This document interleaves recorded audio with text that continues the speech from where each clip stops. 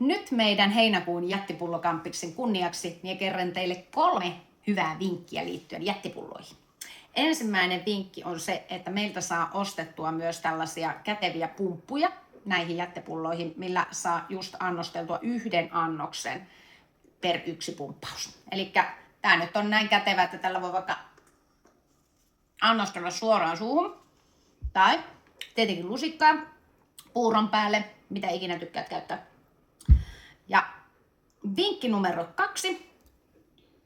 Jos haluat tehdä hyvän makuista makuvettä meidän väinönputkella tai ruusujuurilla, niin pumppaus tai 2 pumppausta vesipulloon, sheikkaus. Ai että.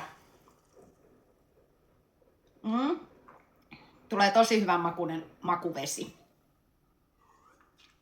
Ja saa tietenkin nämä hyvät vaikuttavat aineet sitten samalla. Ja vinkki numero 3. Voit tehdä myös meidän ruusujuuriuutteesta ja väinönputkiuutteesta hiilihapotettua kuplajuomaa. Elikkä ihan reippaasti voi laittaa tietenkin sitten iso määrää vettä. Ei muuta kuin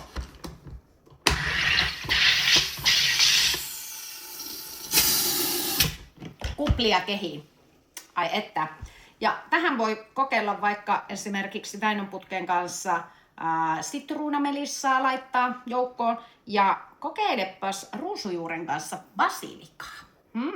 On tosi hyvää kesäjuomaa. Ai että. Ja nyt tosiaan viikonlopun ajan meidän jättipullot on ihan hullun hurjassa tarjouksessa -40%. Eli vain enää tän ja huomisen päivän kannattaa hyödyntää.